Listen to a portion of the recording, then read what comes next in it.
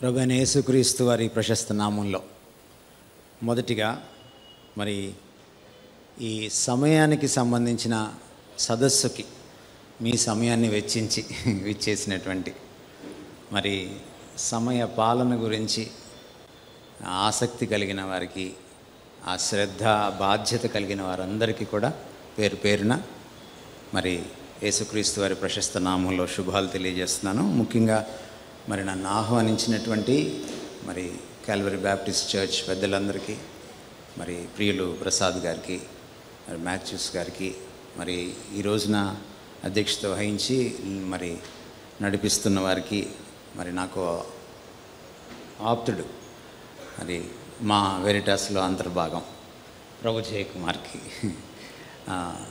ఇక్కడ తదితర ప్రభృతులందరికీ కూడా ప్రభునామంలో వందనాలు తెలియజేసుకుంటున్నాను.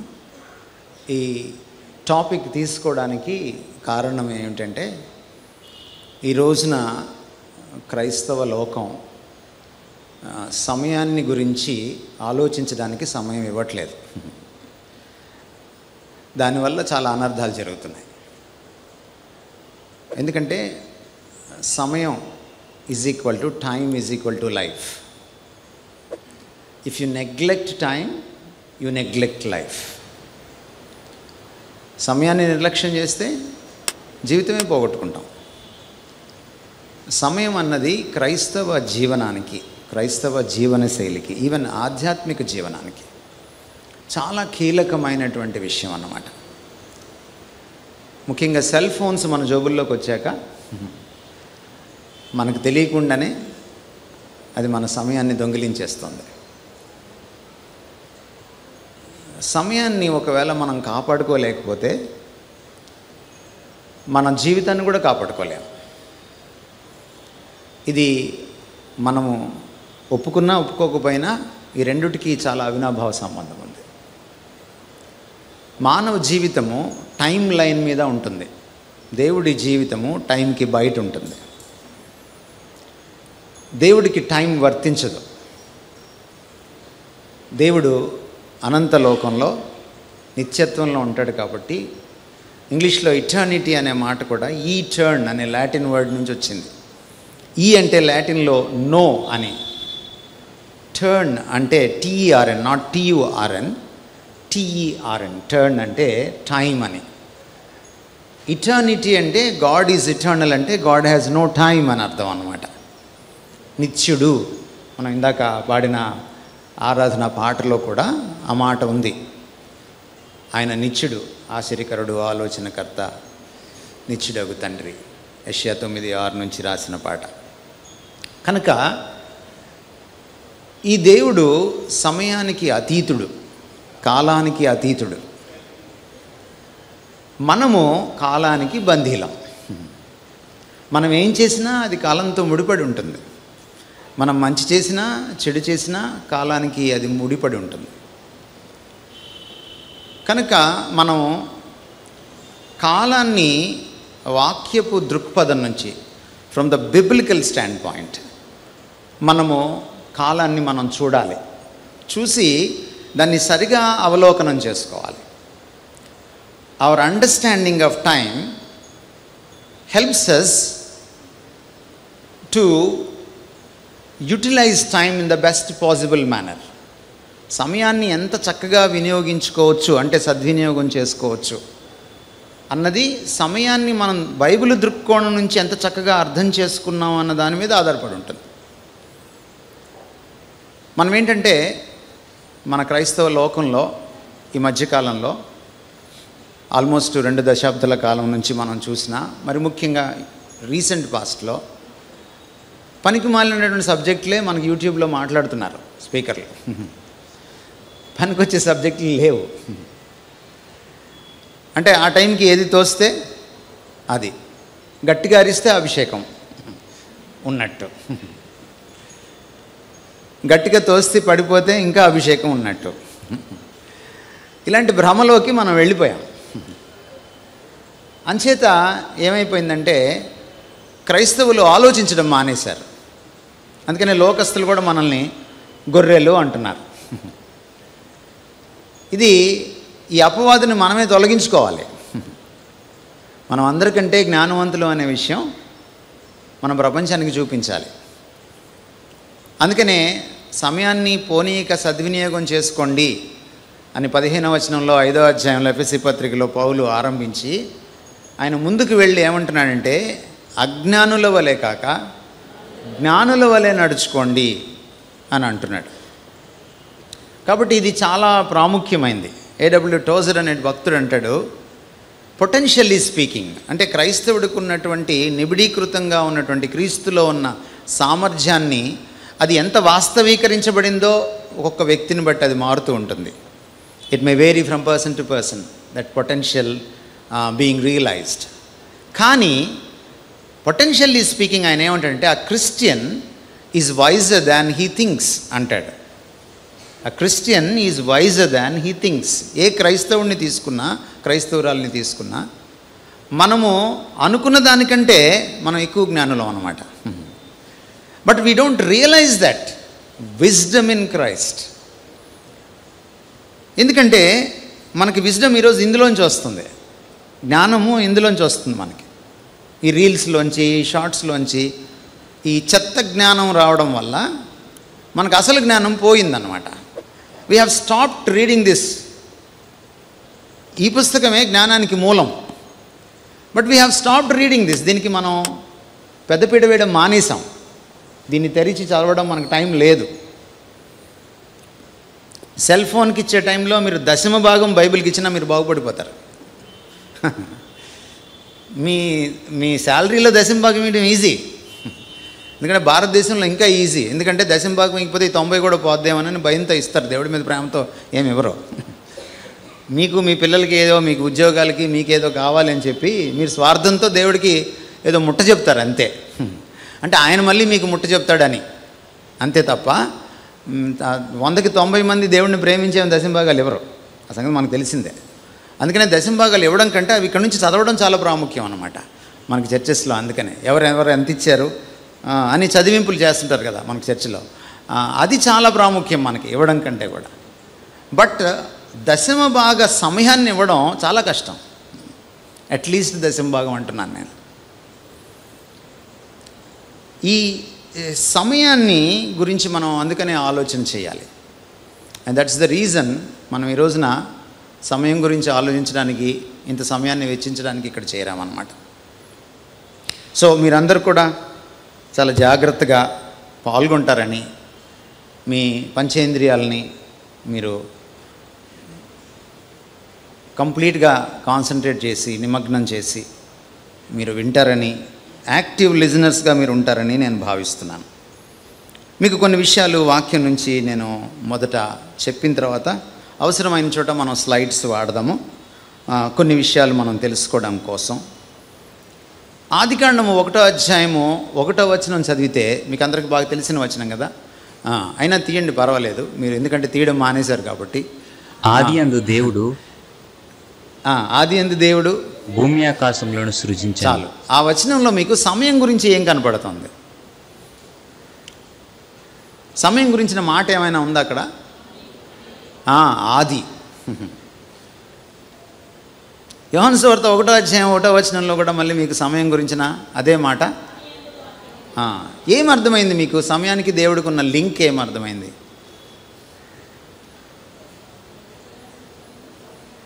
ఏమండి? ఈ ఆది ఉంది చూసారా?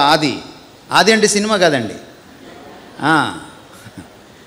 ఆది అంటే ఏంటి? ఆది అంటే మొదలు కదా.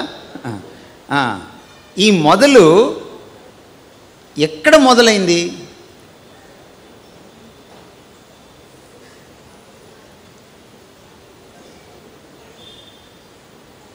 అంటే అక్కడ ఏం చెప్తుంది వాక్యం? మనం చదువుతున్నప్పుడు మనకి పెరిఫెరల్గా ఉపరితలంలో చూస్తే, పైపైన చూస్తే మనకేం అర్థమవుతుందంటే, ఆదిలో అంటే ఒకానొక టైంలో దేవుడు భూమి ఆకాశాలను సృజించాడు అన్నట్టుగా మనకు అనిపిస్తుంది కదా. బట్ ఈ ఆది ఎప్పుడు ఆరంభమైంది? ఆదికి ఆద్యం ఎప్పుడు?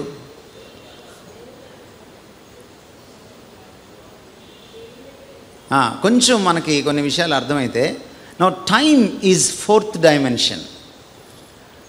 ఈ పదార్థ ప్రపంచం 3 డైమెన్షనల్. 3 డైమెన్షన్ అంటే 3 కొలతలు ఉంటాయి అన్నమాట, అంతే. డైమెన్షన్ అంటే ఇంకా పెద్ద విషయం ఏం లేదు. అంటే దానికి వెడల్పు ఉంటుంది, పొడుగు ఉంటుంది, ఎత్తు ఉంటుంది. మనం ఏ వస్తువుని తీసుకున్నా, ఇప్పుడు ఇది ఉందనుకోండి, ఉదాహరణకి నాకు ఇక్కడ కిండిల్ పేపర్ వైట్ ఉంది. దీనికి వెడల్పు ఉంటుంది, పొడుగు ఉంటుంది, ఈ హైట్ కూడా ఉంటుంది, లేకపోతే ఈ మందం ఉంటుంది. ప్రతి వస్తువుకి, ప్రతి పదార్థ ప్రపంచంలో ప్రతి వస్తువుకి 2 లేక 3 కొలతలు ఉంటాయి. మీరు ఏదైనా తీసుకోండి. అందుకనే ఈ ప్రపంచాన్ని 3 డైమెన్షనల్ వరల్డ్ ఆర్ యూనివర్స్ అంటారన్నమాట. మరి 4th డైమెన్షన్ ఏంటి అంటే ఇట్ ఈస్ టైం అన్నమాట.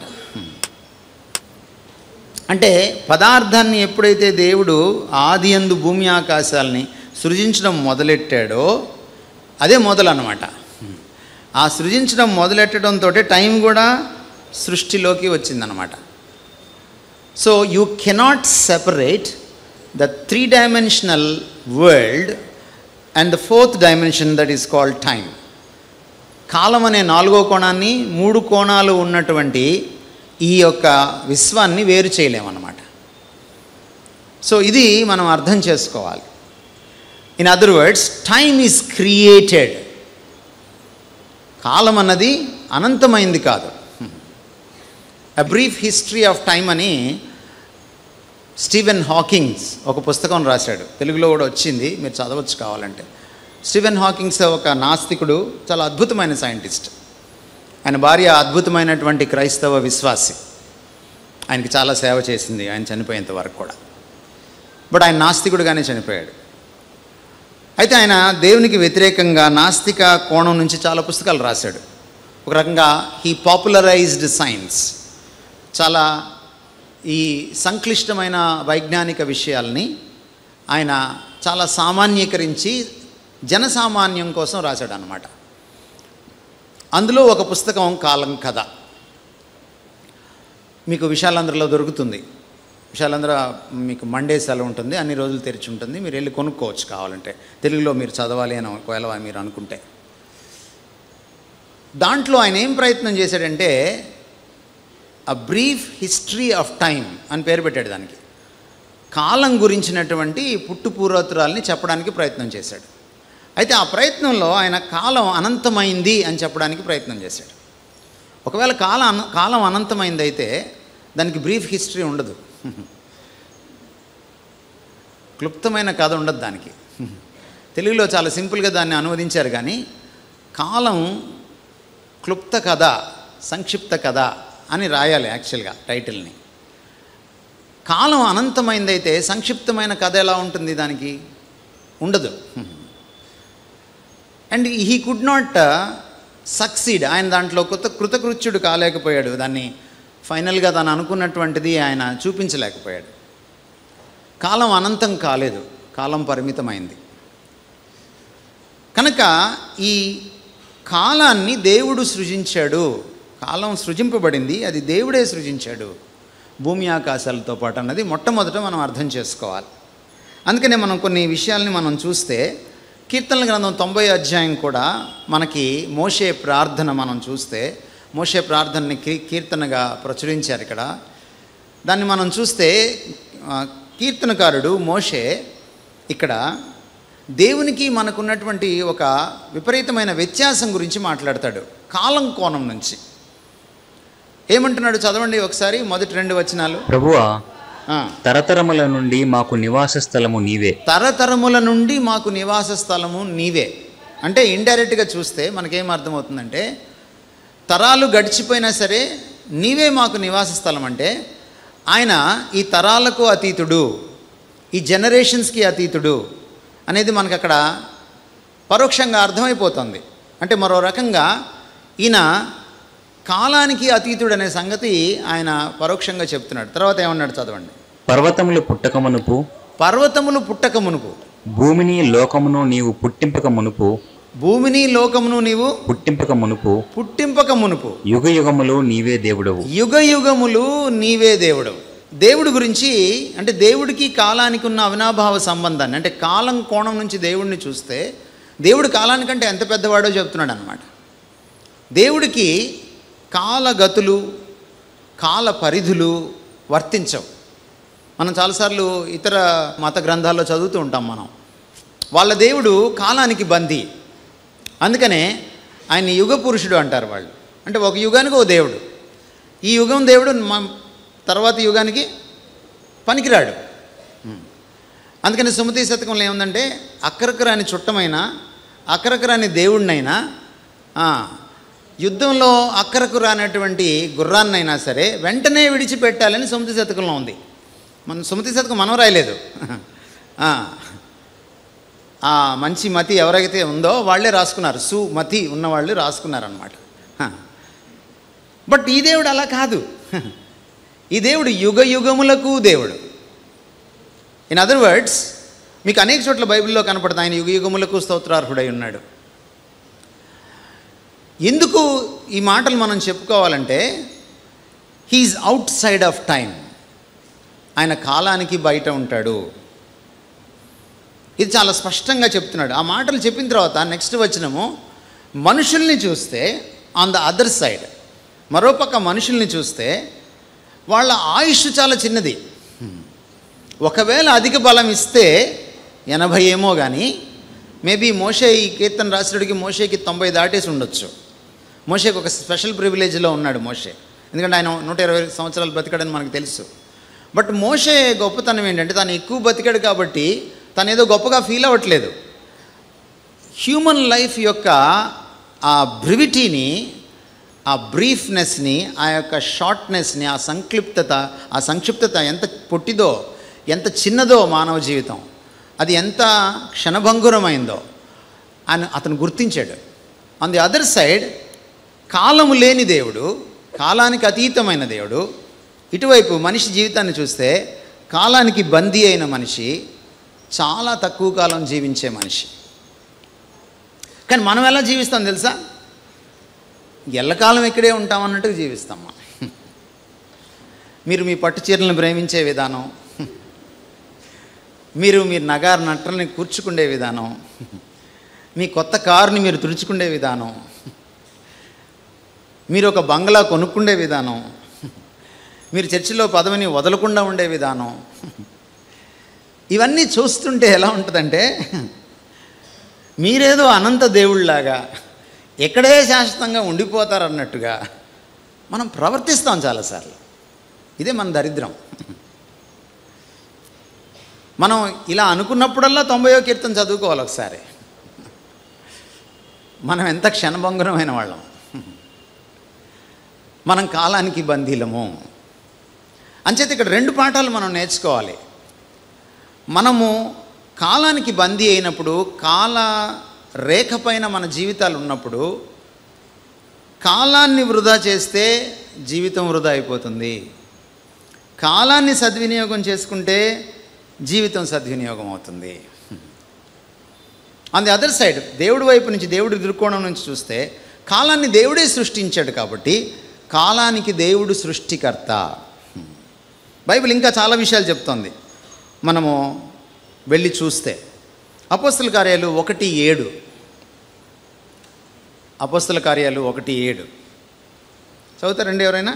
కాలములను సమయములను తండ్రి తన స్వాధీనమందుంచుకొని ఉన్నాడు. కాలములు సమయములు దేవుడి స్వాధీనం. ఇది చాలా ప్రాముఖ్యమైన విషయం. దేవుడు కాలానికి అతీతుడు మాత్రమే కాదు, దేవుడు కాలానికి బయట మాత్రమే జీవించడు, దేవుడు కాలాన్ని సృష్టించిన వాడు మాత్రమే కాదు, ఆయన దాన్ని పరిపాలించేవాడు కూడా. ఆయన చేతుల్లో ఉంటుంది అది. చూడండి, ప్రకటన గ్రంథము 1:8, ప్రకటన 1:8. అల్ఫాయు ఒమేగయు నేనే. అల్ఫయును ఒమేగయును నేనే. ఒక నిమిషం ఆగుదాం. ఏమిటి దీని అర్థం ఏమిటి? అల్ఫయును ఒమేగయును నేనే అంటే మీకు ఏం అర్థమైంది? ఆదిని అంతమును నేనే అంటే మీకేం అర్థమైంది? అదే, దేనికి స్టార్టింగ్ దేవుడు? దేవుడికి స్టార్టింగ్ ఉందనా? దేవుడికి ఎండింగ్ ఉందనా? అన్నిటికీ రిబ్బన్ కట్ చేసేది నేనే, అన్నిటికీ షట్టర్ దించేది కూడా నేనే అని అర్థం అన్నమాట. నాకు రిబ్బన్ కటింగ్ లేదు, నాకెవడు షట్టర్ దించలేడు.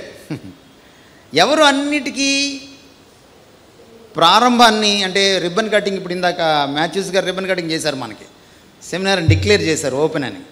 అన్నిటినీ ఓపెన్ చేయగలిగిన వాడు, అన్నిటినీ క్లోజ్ చేయగలిగిన వాడు ఈ ఓపెన్ క్లోజ్ బయట ఉండాలి.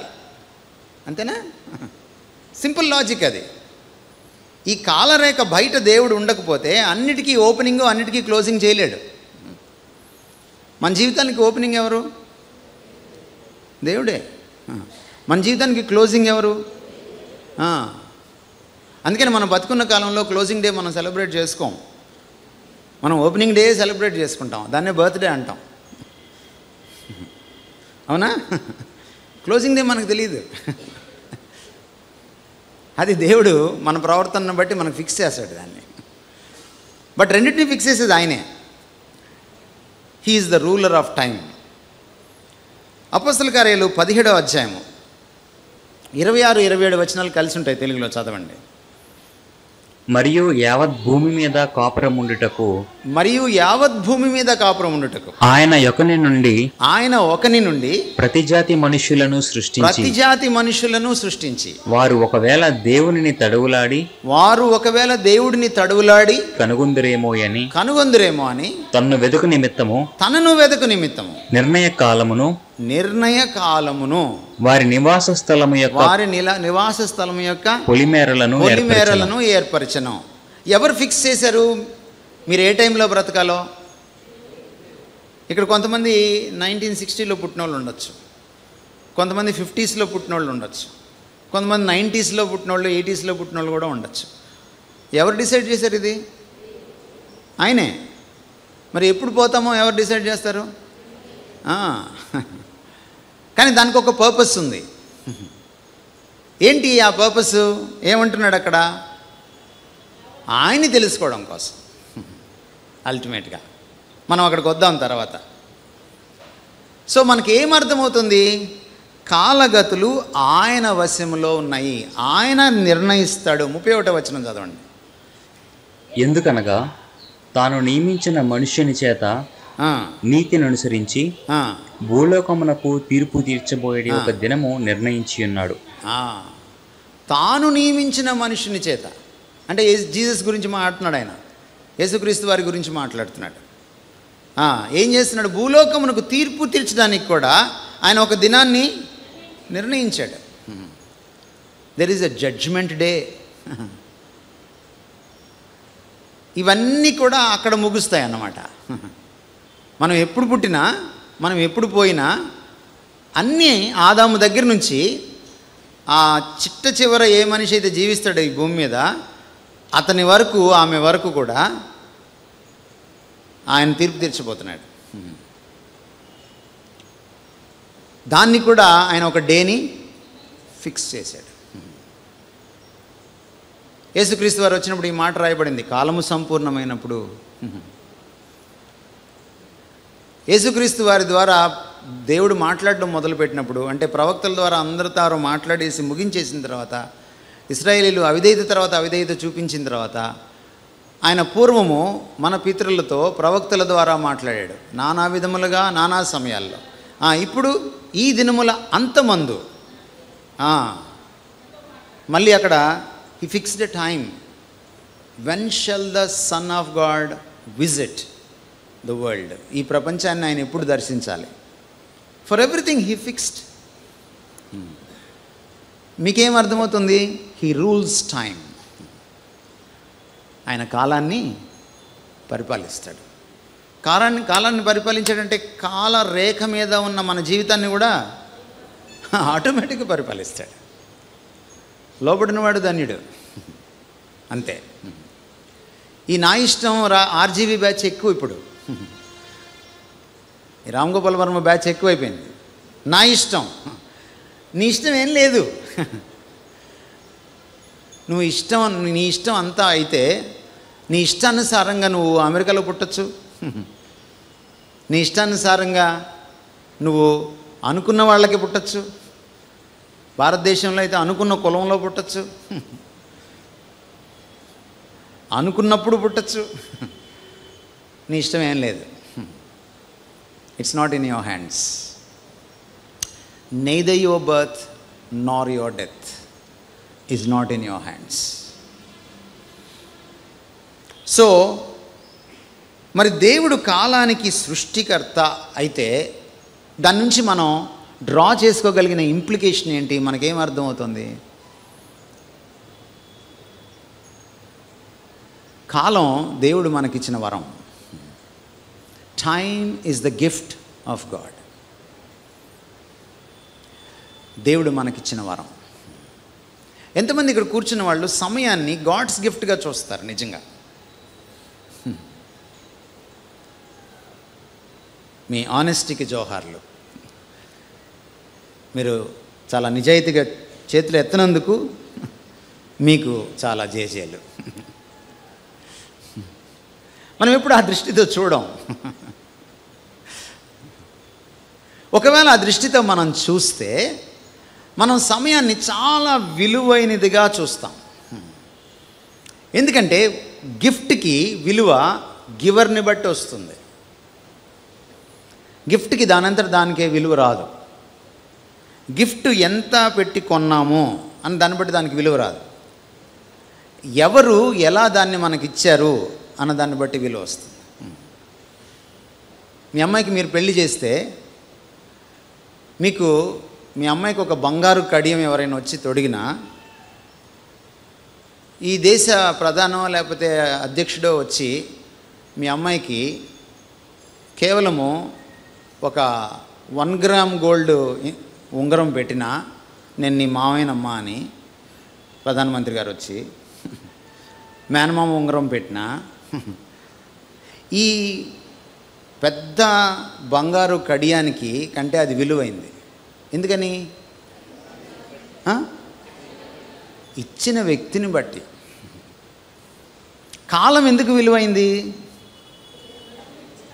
ఇట్ ఈస్ గాడ్స్ గిఫ్ట్ కాబట్టి. కాలాన్ని మీరు సంపాదించుకోలేరు. It is given unto you. It is not earned. ఇది మీ పిత్రార్జితమో లేక మీ కష్టార్జితమో కాదు. ఇది దైవ ప్రసాదం. ఇది వరప్రసాదం. ఇది మొట్టమొదట ఈ దృష్టి పదం మనం ఏర్పరచుకోవాలి. భారతీయులు టైం వేస్ట్ చేసినంతగా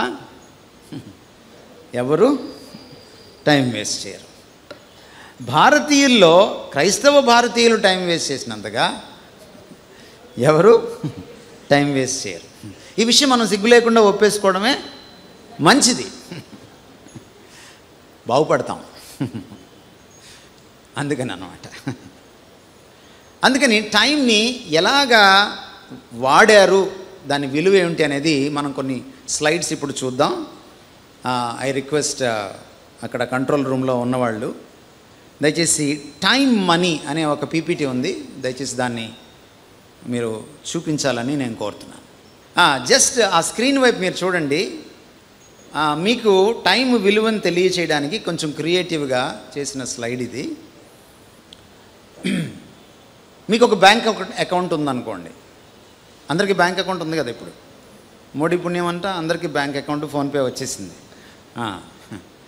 సో ఈ బ్యాంక్ అకౌంట్ మీ జీవిత బ్యాంక్ అకౌంట్ అనుకోండి. అంటే జీవితమే బ్యాంక్ అకౌంట్ అనుకోండి, రైట్? ఇప్పుడు ఒకసారి చూద్దాం slide. Imagine there is a bank that credits your account each morning. ఎంతండి ఇక్కడ ఎంత కనపడుతుంది మీకు? 86,000 86,400 మీ బ్యాంకులో ప్రతిరోజు ఉదయం పడుతుందండి, క్రెడిట్ అవుతుంది. ఓకే. అయితే అది మరుసటి రోజుకి ఉండదు, బ్యాలెన్స్ ఏమి ఉండదు. మీరు డ్రా చేసినా డ్రా చేయకపోయినా అదేమవుతుందంటే సాయంత్రానికి మురిగిపోతుంది. మీ బ్యాంకులో డబ్బులు ఉండవు. అంటే ఉదయం పడుతుంది, సాయంత్రానికి 86,400. సో మీరు ఎప్పుడు డ్రా చేసుకోవాలి? ఈ మధ్యలో డ్రా చేసుకోవాలి. లేదు మీరు సాయంత్రం డ్రా చేసుకోలేదు, నెక్స్ట్ డేకి అది ఉండదన్నమాట. మీరేం చేస్తారు అలాంటి పరిస్థితుల్లో? ఏమండి, మీరు ఇంకా ఆఫీస్కి కూడా వెళ్ళరండి, మీరు లంచ్ కూడా చేయరు, అందరూ బ్యాంకు దగ్గరే ఉంటారు.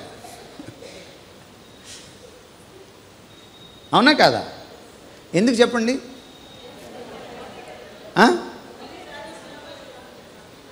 ఎందుకంటే అది మనీ కాబట్టి. పైసామే పరమాత్మ అన్నారు కదా. ఎందుకంటే ఇంకా చెప్పుకోవాలంటే మీకు డబ్బులంటే విలువ కాబట్టి. మీరు డబ్బులకి ఇచ్చిన విలువ భార్యకి కూడా ఇవ్వరు కాబట్టి, భర్తకు కూడా ఇవ్వరు కాబట్టి. అవునా కదా? మీరు డబ్బులకి ఇచ్చిన విలువ దేవుడికి కూడా ఇవ్వరు కాబట్టి. అందుకే ప్రభుత్వం 5,000 ఇస్తానంటే సంవత్సరానికి మనం వెళ్ళాలనుకుంటున్నాం. ఎంత చీప్ కదా అది. 5,000 లేకపోతే సంవత్సరానికి 5,000 అంటే నెలకి ఎంత వచ్చినట్టు? అది ఎవరి ముక్కులో పెడతాం 5,000? బట్ మనం ఏమనుకున్నాం, డబ్బులంటే చాలు మనకి, మనం అవసరమైతే దేవుడిని కూడా అమ్మేసి దాన్ని తెచ్చుకుంటాం. మనకి ఎవరు నేర్పించారో మనకు తెలియదు, మనకి డబ్బులంటే చాలా ఇష్టం, డబ్బులంటే చాలా విలువ మనకి. అందుకనే మీ సంగతి తెలిసిన ఆయన ఎవరో తయారు చేశాడు ఈ slide. Time is equal to money అయితే ఇప్పుడు మీరు ఆలోచన చేయడానికి ప్రయత్నం చేయండి. సో మీరేం చేస్తారు? ప్రతి పైసా డ్రా చేస్తారు కదా. కొంచెం వదిలేస్తారా? ఏమండి, ఎంత అక్కడ ఎంత ఉంది? 86,400. కొంచెం వదిలేస్తారా? 400 బ్యాంక్ కూడా వదిలేస్తారా? వదలరు. మినిమం బ్యాలెన్స్ అంటే కూడా ఒప్పుకోరు మీరు కదా. So each of us has such a bank, its name is time. Now time బ్యాంక్లోంచి మీరు ఏం చేస్తున్నారు? ఎవ్రీ మార్నింగ్ ఎంత? 86,400 సెకండ్స్ క్రెడిట్ అవుతుంది. ఏంటి 86,400 ఎలా వచ్చింది? ఏమండి,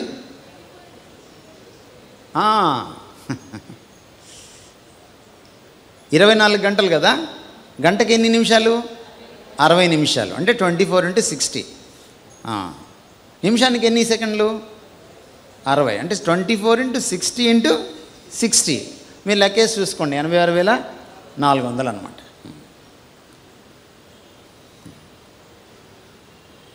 మరి టైం పట్ల మన దృష్టి ఎలా ఉంది?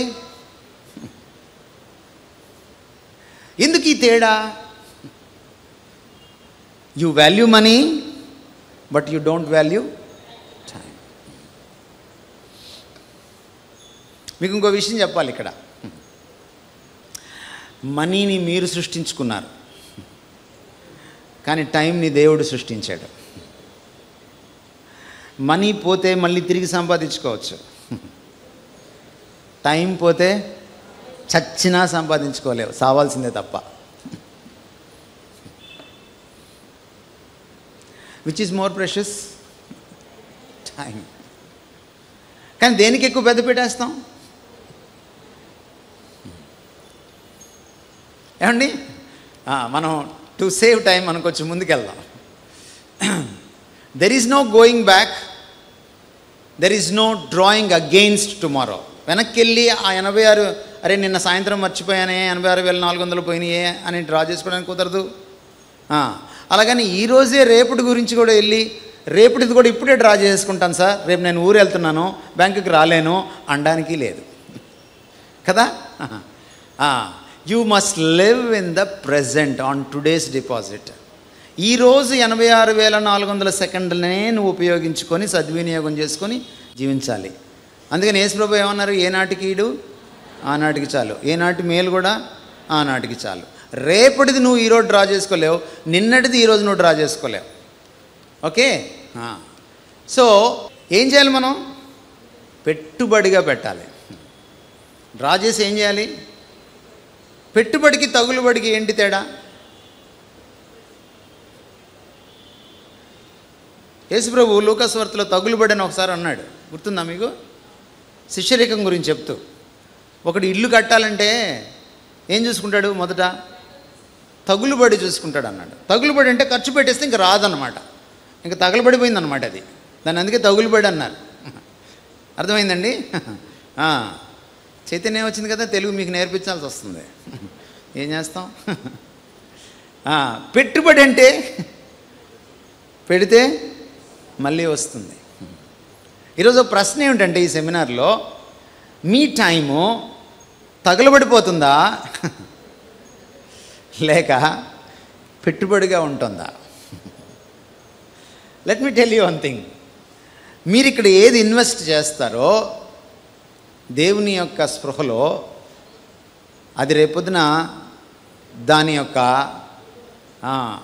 ఫలితాలు, దాని యొక్క రిటర్న్స్ అంటాం కదా, ఆ పెట్టుబడి పెడితే ఏమొస్తుంది? మనకి లాభం వస్తుంది కదా. ఈ లాభాలన్నీ ఎక్కడికి వస్తారు తెలుసా మీరు? ఆ టైమ్లెస్ వరల్డ్లోకి వస్తారు. టైం ఎందుకు చాలా ప్రెషస్ అయింది అంటే అండి, not only it is God's gift, but also if you invest it, you can reap the results. ఆ లాభాల్ని నువ్వు శాశ్వత కాలంలో కొయ్యొచ్చు. అంటే అశాశ్వత కాలంలో తమరు పెట్టే పెట్టుబడి శాశ్వతమైనటువంటి రిజల్ట్స్ని, లాభాలని ఇస్తుంది. కానీ మనం ఎక్కడ పెట్టుబడి ఎక్కువసార్లు పెడతాం? మళ్ళీ పోగొట్టుకుండే లాభాల్లోనే పెడతాం మనం. మొన్న కోడి పందాలు జరిగాయి కదా, ఓ పందెం గెలవంగానే ఏం చేస్తాడు వీడు? తీసుకెళ్ళి మళ్ళీ రెండో పందెంలో పెడతాడు. రెండో పందెంలో రాగానే ఏం చేస్తాడు? మూడో పందెంలో పెడతాడు. ముచ్చటగా మునిగిపోతాడు. అంతే. ఇక్కడ పెట్టుబడే కాదు, వచ్చే రాబడి కూడా తగులబడిపోతుంది ఒక రోజున. పంచభూతాలు మహావేంద్రంతో కరిగిపోవను ఆయన వచ్చినప్పుడు. మీరు ఆయన కోసం ఇక్కడ ఈ అశాశ్వత కాలాన్ని కానీ పెట్టుబడిగా పెడితే, అది మీకు అద్భుతమైన రాబడిని, శాశ్వతమైన రాబడిని, అది మీతోటే ఉంటుంది ఇంకంతే, ఫర్ ఎవర్ విత్ యూ. దీన్ని బట్టి మీకు అక్కడ రివార్డ్స్, అవార్డ్స్. కానీ మనం చాలాసార్లు ఇక్కడ అవార్డ్స్ రివార్డ్స్ కోసం పాకులాడతాం. మన దృష్టి పదం మారాలి. The way we think about time and this world and this life మనం మారాలి. ఏమండి, మనం కొంచెం ముందుకెళ్దాం. So clock is running, so make the most of today. ఏమిటి పాఠం అంటే, 86,400 సెకండ్లు అయిపోకముందే దాన్ని మీరేం చేయాలంటే పెట్టుబడిగా మార్చుకోవాలి. Every second counts. రైట్. సమయం విలువ తెలియడానికి మీకు ఈ పొయటిక్ లైన్స్ చూపిస్తున్నాను. మీరు మనసులో రాసుకోండి, ఎందుకంటే ఇంత ఫాస్ట్గా మీరు రాసుకోలేరు, బట్ మనసులో ముద్రించుకోండి. చాలామంది భారతీయులకి, ముఖ్యంగా భారతీయ క్రైస్తవులకి సమయం విలువ తెలియదు కాబట్టే ఇది మీరు చదివి తీరాలి ఖచ్చితంగా. 1 సంవత్సరం విలువ తెలియాలంటే ఏం చేయాలంటేనంట, 1 సంవత్సరం విలువ తెలియాలంటే ఏం చేయాలి?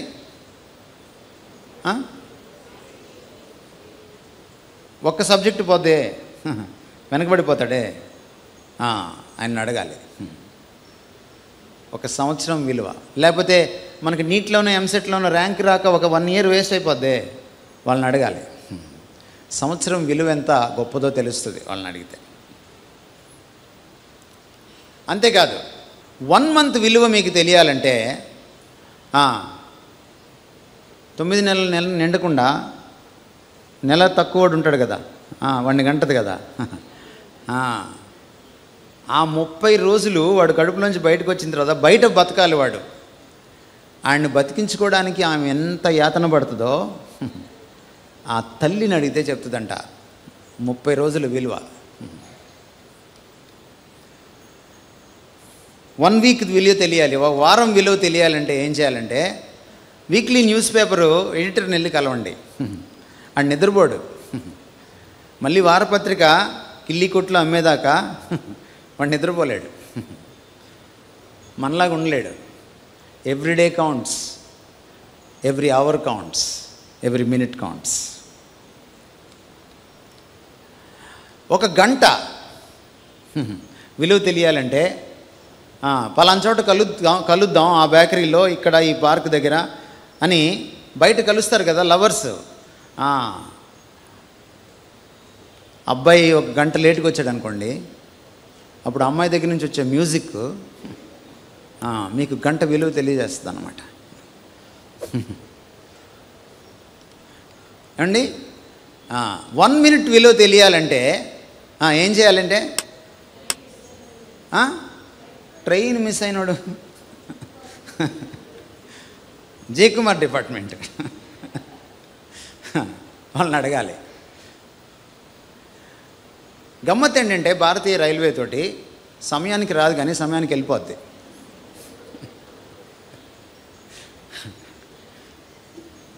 So thanks to the railways department, వాళ్ళు కూడా మనకు సమయం విలువ తెలియజేస్తున్నారు. 1 సెకండ్ విలువ తెలియాలంటే ఏం చేయాలి? త్రుటిలో యాక్సిడెంట్ తప్పుతుంది 1 సెకండ్లో. వాడిని అడిగితే గుండె మీద చేసుకొని అమ్మో అంటాడనమాట.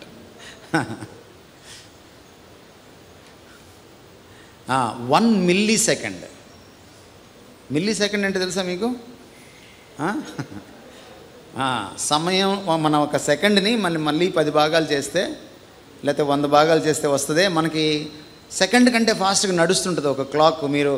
వీళ్ళు స్పోర్ట్స్ పర్సన్స్, అథ్లీట్స్ పరిగెడుతూ ఉంటారు, అప్పుడు మీకు టీవీ స్క్రీన్ మీద చాలా ఫాస్ట్గా వెళ్తూ ఉంటుంది. సెకండ్ అంటే మనం కన్నార్పకుండా చూస్తే ఇంకా అవలేదేంటి సెకండ్ అని కూడా అనిపిస్తుంది మనకి, ఎప్పుడు మారుతుంది నెక్స్ట్ సెకండ్ అని. కానీ మిల్లీ సెకండ్ అలా ఉండదు. మిల్లీ సెకండ్ విలువ తెలియాలంటే ఎవరిని అడగాలంటే ఆ మెడల్ పోగొట్టుకుంటారు చూసారా, ఆ పరిగెట్టేటప్పుడు మిల్లీ సెకండ్ తేడా వస్తే గోల్డ్ మెడల్ మిస్ అయిపోయి సిల్వర్ మెడల్ వస్తుంది. వాళ్ళని అడగాలి. ఏమండి? So treasure every moment. Yesterday is history, you can't change it. నిన్న గతించిపోయిన చరిత్ర, దాన్ని నువ్వు మార్చలేవు. టుమారో ఈజ్ ఎ మిస్టరీ, అదేంటో నీకు తెలియదు. రేపేంటో ఏం జరుగుతుందో నీకు తెలియదు. అందుకని రేపు అక్కడికి వెళ్తాను, ఎల్లుండి ఇక్కడికి వెళ్తాను అనొద్దు అన్నాడు యాకోబు. దేవుని చిత్తమైతే అనండి అన్నాడు. ఎందుకంటే అది మిస్టరీ. హిస్టరీని మార్చలేవు, మిస్టరీని తెలుసుకోలేవు. మరి టుడే ఏంటి? What is today? Today is a gift. 86,400 సెకండ్లు ఏంటి? దేవుడిచ్చిన వరం. అందుకే టుడే ఏమంటారు ఇంగ్లీష్లో? ప్రజెంట్ అంటే ఏంటి? గిఫ్ట్. అందుకని ప్రజెంట్ని ఏమంటాం మనం? గిఫ్ట్కి పర్యాయ పదంగా వాడతాం. That is why it's called present. So ఎవరైతే ఈ ప్రజెంట్ని, ఈ గిఫ్ట్ ఆఫ్ గాడ్ని అద్భుతంగా సద్వినియోగం చేసుకుంటారో వాళ్ళు చరిత్ర గతులు మారుస్తారు.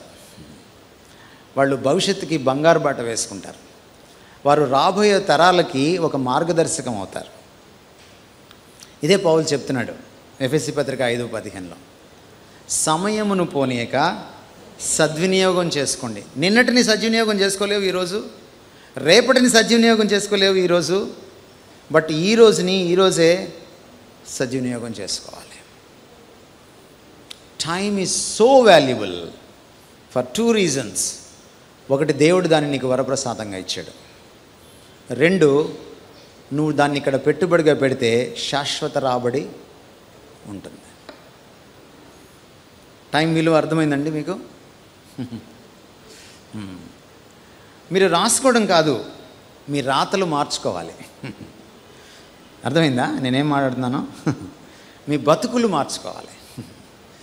అప్పుడు మీరు ధన్యులు అన్నమాట. మనం టైంని ఎంత అద్భుతంగా సద్వినియోగం చేసుకోవచ్చో మనం కొన్ని స్లైడ్స్ మళ్ళీ చూద్దాం. ఎఫెసీ పత్రికలోకి ఒకసారి వెళ్దాం. ఎఫెసీ పత్రిక 5వ అధ్యాయం. ఎఫెసీ పత్రిక 5వ అధ్యాయంలో ఆ మాట మళ్ళీ మనం చదువుకుందాం. దినములు చెడ్డవి గనుక, దినములు చెడ్డవి కనుక మీరు సమయమును పోనీయక సద్వినియోగము చేసుకొనుచు అజ్ఞానుల వలె కాక జ్ఞానుల వలె నడుచుకున్నట్లు జాగ్రత్తగా చూసుకొనుడి. ఇంగ్లీష్లో ఎవరైనా చదువుతారండి? Anybody from? Be very careful then how you live. నువ్వు ఎలా జీవిస్తున్నావో ఒక్కసారి జాగ్రత్తగా చూసుకో. Not as unwise but as wise. Making the most of every opportunity. Wonderful translation. Making the most of every opportunity. Because the days are evil. Therefore do not be foolish. Therefore, but understand what the Lord's will is. Next లైన్లో ఉంది, మనం అక్కడికి వద్దాం తర్వాత. నా ఇక్కడ మీరు జాగ్రత్తగా చూస్తే సమయాన్ని సద్వినియోగం చేసుకోండి అని రాసినటువంటి సందర్భంలో సమయానికి వాడిన గ్రీకు పదము is kairos, not Kronos. Koyna గ్రీక్లో, అంటే బైబిల్ రాసినటువంటి మార్కెట్ వ్యావహారిక గ్రీక్లో, క్రీస్తు శకం 1వ శతాబ్దపు గ్రీకు భాషలో 2 పదాలు ఉన్నాయి. ఒకటి క్రోనోస్, ఇంకొకటి కైరోస్. ఈ క్రోనోస్ అని అంటే అర్థం ఏంటంటే కాలము. ఈ కైరోస్ అనే దానికి అర్థం ఏంటంటే దానికి కూడా కాలమే, దాన్ని సమయము అంటాం. మన తెలుగులో కూడా కాలాన్ని సమయాన్ని మనం చాలా జాగ్రత్తగా వాడతాం. పెద్దగా ఉందనుకోండి టైము, దాన్ని ఏమంటాం మనం? కాలం అంటాం. చాలా కాలం అయింది అంటాం. చిన్న టైం అనుకోండి క్వాంటిటీలో, దాన్ని సమయం అంటాం మనం తెలుగులో, కదా? అంతే కదా మనం తెలుగు వాడేది. కానీ గ్రీక్లో అలా వాడరు. గ్రీక్లో క్వాంటిటీ ఆఫ్ టైంని క్రోనోస్తో సూచిస్తారు, క్వాలిటీ ఆఫ్ టైంని కైరోస్తో సూచిస్తారు. క్వాలిటీ ఆఫ్ టైం అంటే ఏంటి, క్వాంటిటీ ఆఫ్ టైం అంటే ఏంటి? ఇన్ని నెలలు, ఇన్ని సంవత్సరాలు, ఇన్ని వారాలు, ఇన్ని దినాలు, ఇన్ని గంటలు, ఇది క్రోనోస్ అన్నమాట. కైరోస్ అంటే అర్థం ఏంటంటే వాటిని నువ్వు ఎలా ఉపయోగించావు.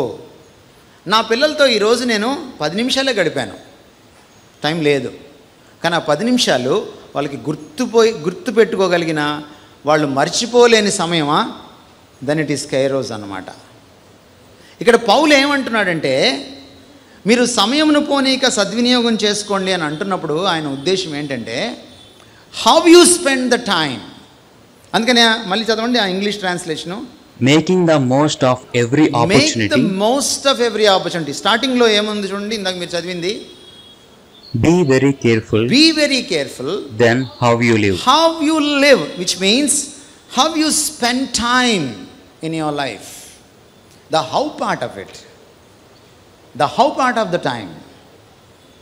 కాలాన్ని నువ్వు ఎలాగా ఉపయోగిస్తున్నావు, దాట్స్ ఇట్. ఎంతకాలము, దానికంటే కూడా ఎలా వెచ్చించావు, ఎంతకాలం బతికావని కాదు, ఎలా బతికావన్నదే ప్రాముఖ్యం. ఈ రెండోది ఉంది చూసారా, ఎలా బతికావన్నది ఈ సమయాన్ని ఇలా దృష్టించడం వల్ల వస్తుంది. That's very important. ఎప్పుడైతే దేవుని దృక్కోణం నుంచి ఆయన కళ్ళద్దాలు వేసుకొని ఆయన మనసుతో ఆయన కళ్ళతో నువ్వు సమయాన్ని చూడడం నేర్చుకుంటావో సమయం విలువ తెలుస్తుంది, దాన్ని ఎలా ఉపయోగించాలో తెలుస్తుంది. The quality of time that matters. ఇక్కడ చాలామంది యంగ్స్టర్స్ ఉన్నారు, మరీ ఎక్కువగా టైం వేస్ట్ చేసేవాళ్ళు మీరు కదా. ఇక్కడ ఒక మాట ఉంది, ఒక రీజన్ ఉంది. సమయాన్ని ఎందుకు నేను అలాగ వినియోగించాలి అంటే ఒక రీజన్ ఇచ్చాడు. ఏంటి ఆ రీజన్ చెప్పండి ఈ వాక్య భాగంలో. దినములు చెడ్డవి కనుక. అంటే మీరు సమయాన్ని వినియోగించేటువంటి విధానాన్ని ఏమి ఇన్ఫ్లుయెన్స్ చేస్తుంది, ఏమి ప్రభావితం చేస్తుంది? చుట్టూ ఉన్నటువంటి ప్రపంచం, చుట్టూ ఉన్నటువంటి, అక్కడ కూడా సమయాన్ని వాడాడు, దినములు చెడ్డవి కనుక. దినములు చెడ్డవి అంటే అర్థం ఏంటి? ద డేస్ ఆర్ ఈవిల్ అంటే అర్థం ఏంటి? బయట ప్రపంచంలో ఉన్న పోకడలు సరిగా లేవు. బయట ప్రపంచంలో ఉన్నటువంటి ఈ పోకడలు, ఈ ట్రెండ్స్ ఆఫ్ ద వరల్డ్ నీ సమయాన్ని దొంగిలిస్తాయి, జాగ్రత్త అని చెప్తున్నాడు. ఇది మొదటి శతాబ్దంలో చెబితే 21వ శతాబ్దంలో ఇది మరింత నిజమైంది. ఆ రోజుల్లో సమయాన్ని దొంగిలించడానికి అవకాశం ఉంది, అందుకనే పౌలు ఈ మాట రాశాడు. ఆ రోజుల్లో కూడా తాగి తందనాలు ఆడడం ఉంది, లేకపోతే అందరూ కలిసి డ్యాన్సులు వేసుకోవడం ఉంది, పాటలు పెట్టుకోవడం ఉంది, ఫంక్షన్లు చేసుకోవడం ఉంది, లేకపోతే ఒక గుడికి వెళ్ళి అక్కడ రకరకాల కార్యక్రమాలు చేసేవి ఉన్నాయి, రకరకాలు ఉన్నాయి ఆ రోజుల్లో కూడా.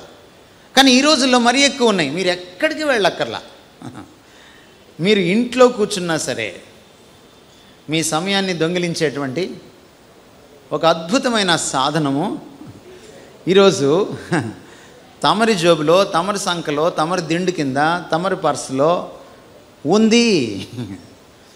ఒక బుల్లి పెట్టే ఉంది. ఏమిటది? ఇది. దీన్ని కంట్రోల్ చేయడం, హ్యాండిల్ చేయడం ఎవడికి రాదో వాడు సమయాన్ని ఖచ్చితంగా పోగొట్టుకుంటాడు. మళ్ళీ చెప్తున్నాను, డబ్బులు పోగొట్టుకుంటే పోలీస్ స్టేషన్కి వెళ్ళి రిపోర్ట్ ఇవ్వచ్చు. మీ సమయాన్ని ఎవడైనా దొంగిలిస్తే మీరు ఎవరికి రిపోర్ట్ ఇవ్వలేరు, ఎవడు మీకు పరిష్కారం చేయలేడు. ఏ కోర్టులు, ఏ పోలీసులు, ఏ ప్రభుత్వం మీకు మళ్ళీ సమయాన్ని తెచ్చిపెట్టలేవు, దొంగను పట్టుకోలేవు. గుర్తుపెట్టుకోండి. This grasp. నౌ ఈ దినములు చెడ్డవి, the trends of the world మనకు ఎట్లా వస్తాయి? దీంట్లోంచి వచ్చేస్తాయి. ప్రతి షాట్లో, ప్రతి రీల్లో ఏముంటాయి? The trend of the world ఉంటుంది అన్నమాట. ప్రతి షాట్లో, ప్రతి రీల్లో ఏముంటుంది? లోకం పోకడు ఉంటుంది. ఎవ్రీ టైం నువ్వు ఇలా అన్నప్పుడు you are influenced by the trend of the world. So లోకం నా సమయాన్ని దొంగిలించేసినప్పుడు నాకు ఇంకా సమయం ఎక్కడుంటుంది? సమయం ఉంటే కదా దాన్ని నేను సద్వినియోగం చేసుకోవడానికి. మనం ఇందాక క్వాలిటీ టైం గురించి మాట్లాడుకున్నాం. If there is no quantity time, you cannot have quality time. సమయం ఒక రాశిలాగా మీ ముందు లేకపోతే దాన్ని వాసిగా ఉపయోగించుకోలేరు. You can't.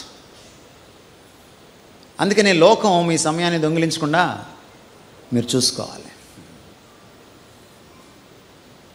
క్రైస్తవులు అన్యులు వాడినట్టుగా సెల్ ఫోన్ వాడకూడదు. క్రైస్తవులు అన్యులు వాడినట్టుగా టీవీ వాడకూడదు. టీవీ తీసేయండి, సెల్ ఫోన్ తీసేయండి అని నేను అనట్లేదు. ఒకవేళ మీ వల్ల కాకపోతే అది మీకు తప్పదురా, నేను సెల్ ఫోన్కి బానిస అయిపోయాను అని అంటే బెటర్ తీసేయడం మంచిది. మీరు ఈ బటన్ సెల్ ఫోన్ ఉంటుంది, ఆ స్క్రీన్ ఏమి ఉండదు దానికి, అది ఒకటి పెట్టుకోండి సరిపోద్ది. అది బెస్ట్ మీకు. అప్పుడప్పుడు ఎవరైనా ఫోన్ చేస్తే ఎత్తడానికి, మాట్లాడడానికి. మీరు స్టేటస్ కోసం పెట్టుకున్నారా? ఆ యాపిల్ ఫోనో జాంకాయ్ ఫోనో మీరు పెట్టుకున్నారా? అంతే, మీ బ్రతుకు పుచ్చిపోయిన కాయ అయిపోతుంది. అంతే. Please be careful. Don't live for others, don't live for the world, live for your selfs and live for God. లోకం కోసం జీవించద్దు దయచేసి. ఇది చాలా చాలా ప్రాముఖ్యమైనటువంటి విషయం. అంచేత లోకం మన యొక్క అమూల్యమైన సమయాన్ని దొంగిలించకుండా మనం మొదట చూసుకోవాలి. You have to God it.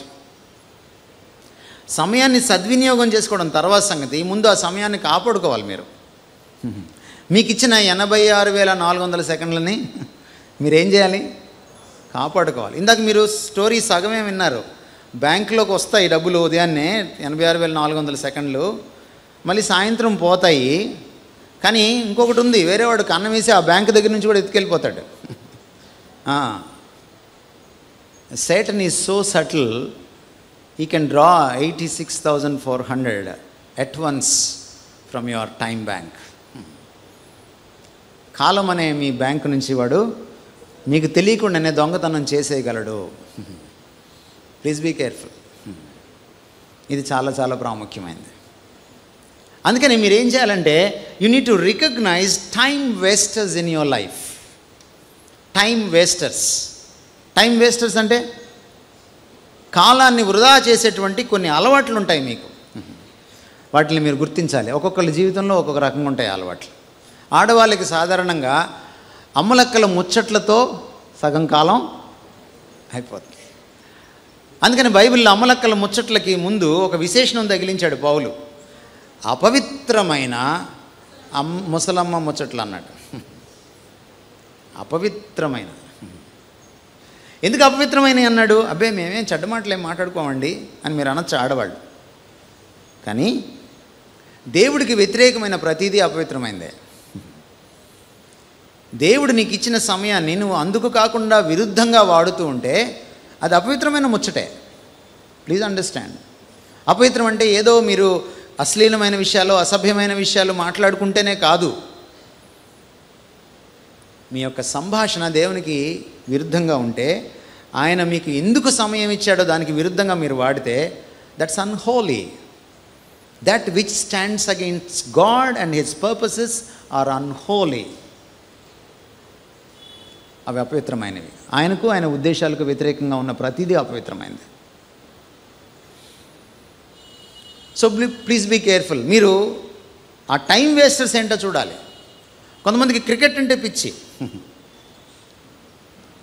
క్రికెట్తో problem ఏంటంటే అది దాదాపు ఒక దినాన్ని దొంగిలించేస్తుంది.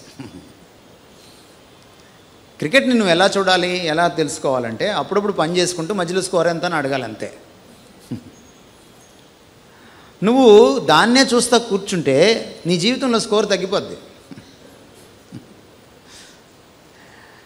అండ్ మీకు భారతీయ క్రికెట్ సంగతి మీకు తెలిసిందే. ఎప్పుడూ మీకు వాళ్ళు పాపం మిమ్మల్ని ఎప్పుడు తృప్తిపరచలేరు వాళ్ళు. ఎప్పుడో మా చిన్నప్పుడు కపిల్ దేవ్ కప్పు కొట్టాడు, అదే ఇంకా కప్పు పైన పెట్టుకొని చెప్పుకుంటున్నాం. ఇప్పుడు అవి కూడా పోయి మనకి ఆ దేశాల్లోడు ఈ దేశాల్లో అందరూ కలిసి ఆడేటువంటి కొత్త ఆట వచ్చింది, T20.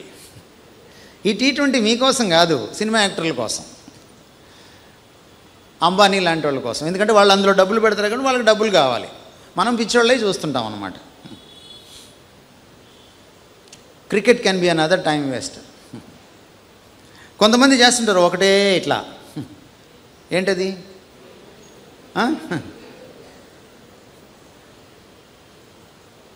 I don't know. మీ టైం వేస్టర్స్ ఏంటో మీరు చూసుకోండి. చాలామంది సెల్ ఫోన్లో గేమ్లు ఆడడం నేను చూశాను.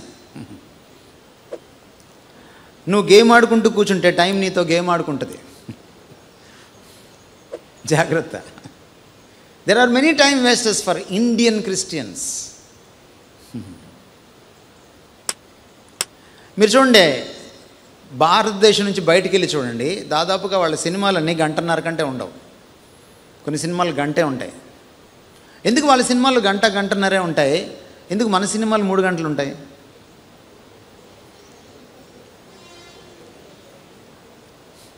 మీరు చెప్పండి నాకు.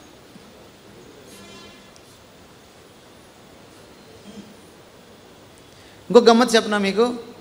ఆ గంటల సినిమాలు ఒక 10, 20, 30, 40 చూసి ఈయన 3 గంటల సినిమా తీస్తాడు. గమ్మత్ అది.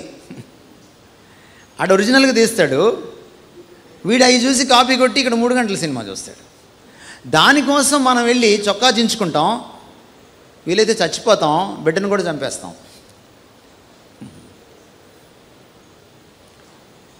దరిద్రమైన పిచ్చి కదా ఇది. అదే ఆవిడ 2వ రోజు 3వ రోజు వెళ్ళుంటే ఆ పువ్వు నల్లకుండా ఉండేది కదా, Pushpa 2.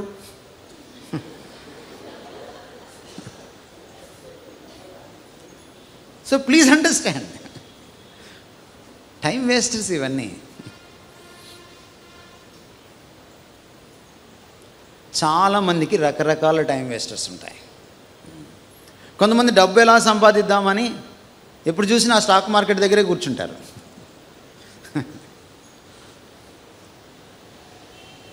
I don't know what is your time వేస్టర్. Time waste అయిందని ఎలా చెప్పగలమండి? దాన్ని కూడా మనం డిఫైన్ చేసుకోవాలి.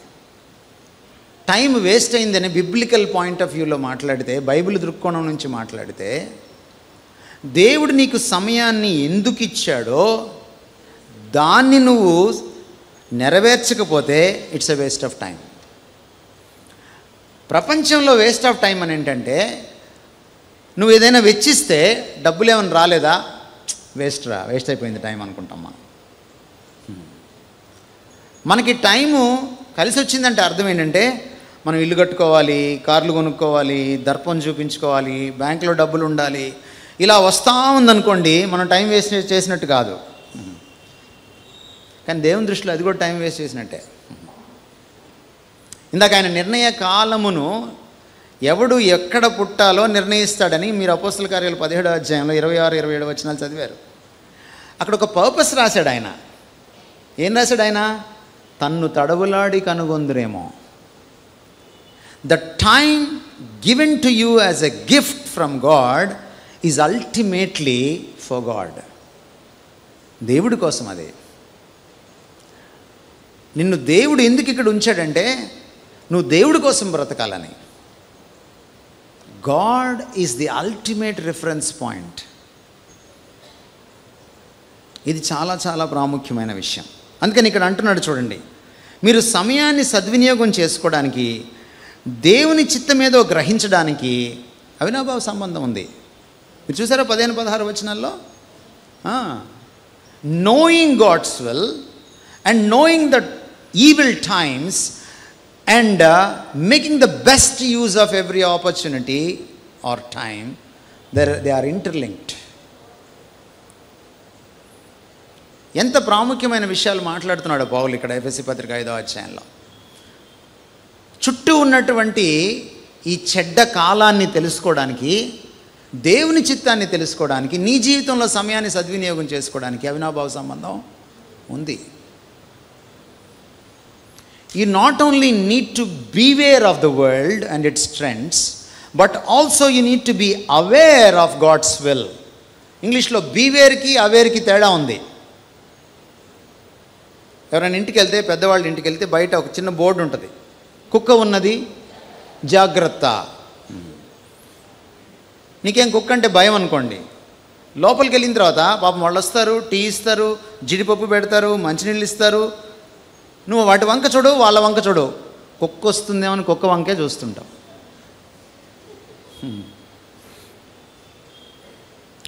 ఓ 10 నిమిషాలు 20 నిమిషాలు అయిన తర్వాత ఆ ఇంట్లో వాళ్ళకి ఎలా ఉంటుంది? చాలా ఇబ్బందిగా ఉంటుంది. ఎందుకు వచ్చాడురా బాబు, ఎప్పుడు వెళ్ళిపోతాడా అనుకుంటారు.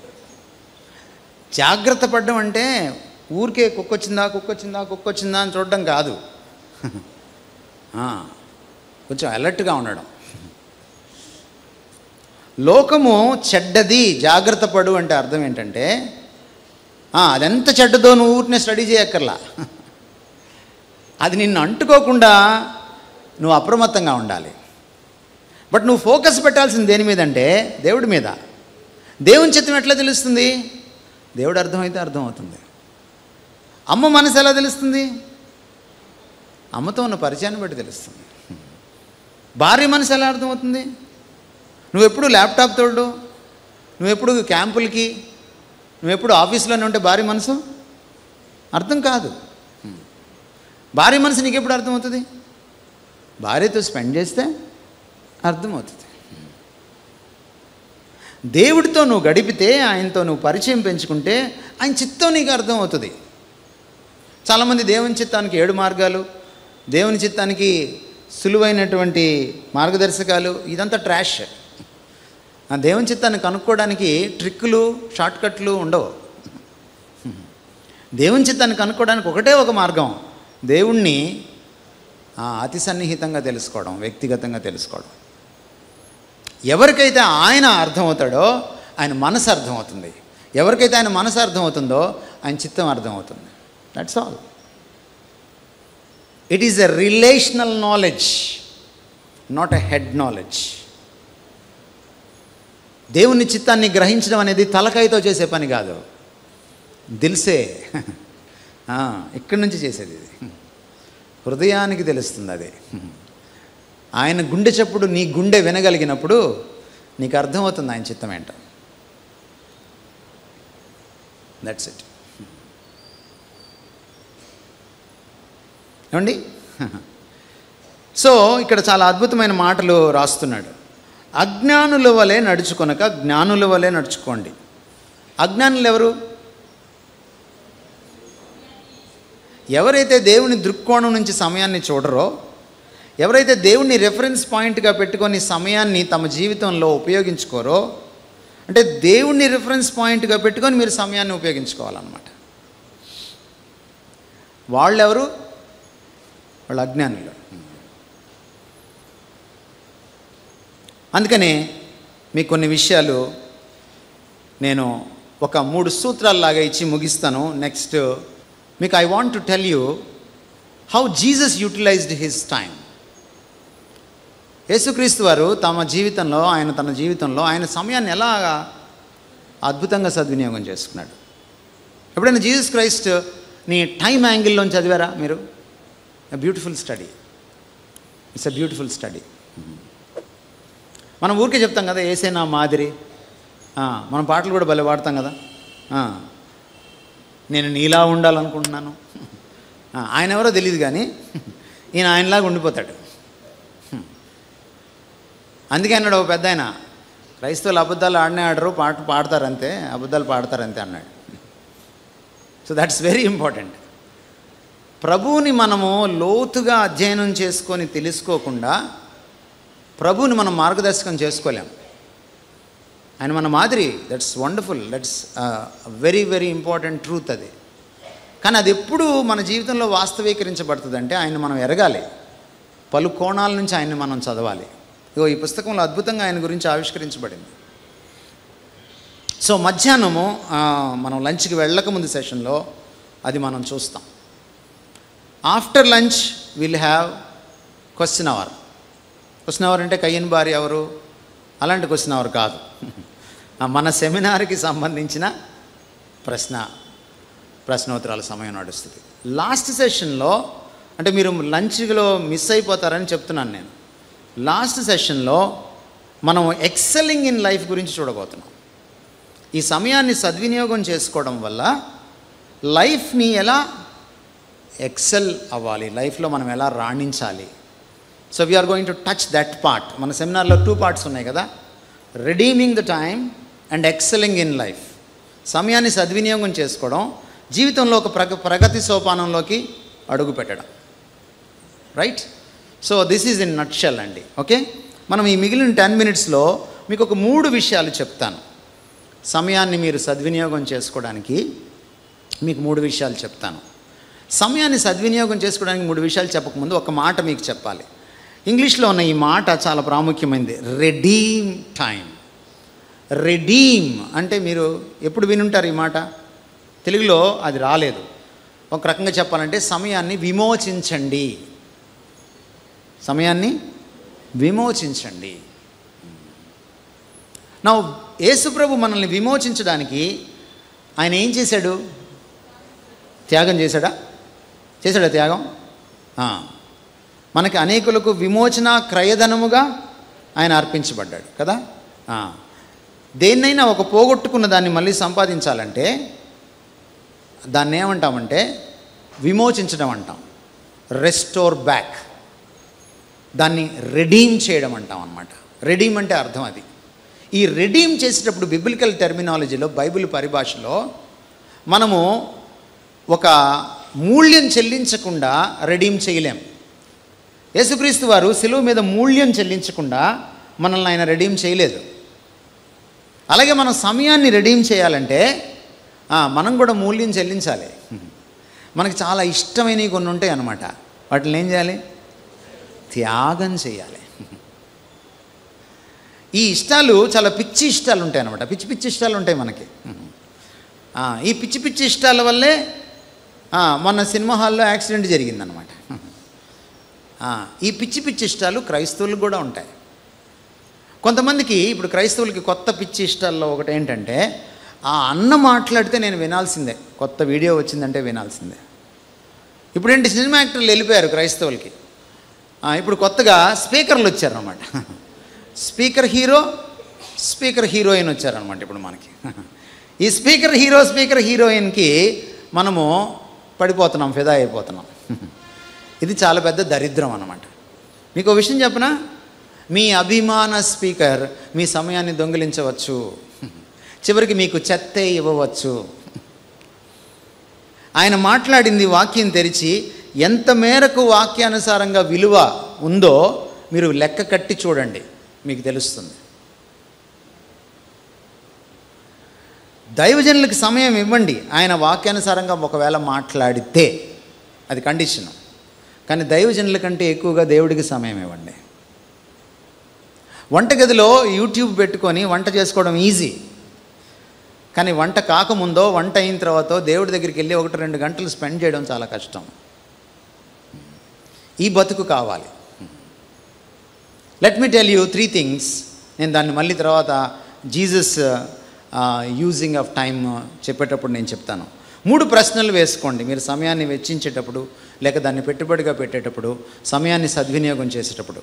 మొదటి ప్రశ్న ఏంటంటే, నేను ఈ సమయాన్ని ఇలా వాడుతున్నప్పుడు ఇది దేవునికి ఏమైనా మహిమ తెస్తోందా? Does this glorify the name of my God? నా దేవుణ్ణి ఏమైనా మహిమపరుస్తుందా? ఆ విధంగా నేనేమైనా సమయాన్ని వెచ్చిస్తున్నానా? ఎందుకంటే మనం సమయాన్ని సరిగా వెచ్చిస్తున్నామో లేదో మనం తెలుసుకోవాలంటే మనకు కొన్ని కొలమానాలు ఉండాలి. ఇది మొదటి కొలమానం. రెండవ కొలమానం మళ్ళీ ప్రశ్న రూపకంగా, నేను చేస్తున్న ఈ పని లేకపోతే నేను వెచ్చిస్తున్న ఈ సమయం ఇతరులకి ఏమైనా ఆశీర్వాదకరంగా ఉందా? ఇతరులకి ఏమైనా ఆశీర్వాదకరంగా ఉందా? ఎందుకంటే దేవుడు క్రైస్తవుల్ని కేవలం స్వార్థపరులుగా జీవించమని చెప్పలేదు, ఇక్కడ పెట్టలేదు. సంఘము కానీ క్రైస్తవులు కానీ ఇతరులకి ఆశీర్వాదకరంగా ఉండాలి. సంఘాన్ని ఏమన్నాడు దేవుడు? మీరు లోకమునకు ఉప్పు అన్నాడు. మీరు మీ భార్యకో మీ భర్తకో ఉప్పు అనలేదు, మీరు లోకానికి ఉప్పు అన్నాడు. మీరు లోకమునకు వెలుగు అన్నాడు. మనుషుల ఎదుట మీ సత్క్రియల్ని ఏం చేయాలి? ప్రకాశింపచేయమన్నాడు. పరలోకము తండ్రిని మహిమపరచినట్లు అన్నాడు. So you need to be a blessing to others. ఈ అదర్స్ ఫ్యామిలీ మెంబర్స్ అవ్వచ్చు, ఈ అదర్స్ ఇరుగు పొరుగు వారు అవ్వచ్చు, ఈ అదర్స్ చర్చ్లో మెంబర్స్ అవ్వచ్చు, ఈ అదర్స్ మీ బంధుమిత్రులు అవ్వచ్చు, ఈ అదర్స్ మీ కొలీగ్స్ అవ్వచ్చు, మీ సహోద్యోగులు అవ్వచ్చు, ఈ అదర్స్ అన్య ప్రజలు కావచ్చు, అన్య విశ్వాసులు కావచ్చు. ఏమండి? థర్డ్ క్వశ్చన్, మూడవ ప్రశ్న ఏమిటంటే, అది నన్నేమైనా బ్లెస్ చేస్తుందా? నాకేమైనా అది ఆశీర్వచనంగా ఉందా? ఇంగ్లీష్లో చెప్పాలంటే, does this bless God, does this bless others, and does this bless me? Blessing God అంటే ఇంగ్లీష్లో దేవుణ్ణి ఘనపరచడం. ఏమండి? సో ఈ మూడిట్లోకి పడలేదనుకోండి మీ టైము, మీరు సమయాన్ని వెచ్చించేది ఈ మూడిట్లోకి పడలేదనుకోండి, what are you doing? You are wasting time. Wasting time is equal to, మర్చిపోయారా అప్పుడే? Wasting life. సమయాన్ని సద్వినియోగం చేసుకుంటే జీవితాన్నే సార్థకం చేసుకున్నట్టు, జీవితాన్నే సార్థకం చేసుకున్నట్టు. ఏమంటే అర్థమైందా? సో మనం బ్రేక్ తర్వాత మనం జీసస్ లైఫ్ నుంచి, ఆ దృక్కోణం నుంచి సమయాన్ని ఆయన ఎలా సద్వినియోగం చేసుకున్నారు, మనం అందులోంచి నేర్చుకోవాల్సిన పాఠాలు ఏమిటో మనం చూడడానికి ప్రయత్నం చేద్దాం. May the Lord bless you. Thank you so much. అధ్యక్షుల వారికి సమయాన్ని అప్పగిస్తున్నాను. త్వరగా వచ్చేసేయండి, ఎవరు మిస్ అవ్వకండి. రైట్? Praise the lord.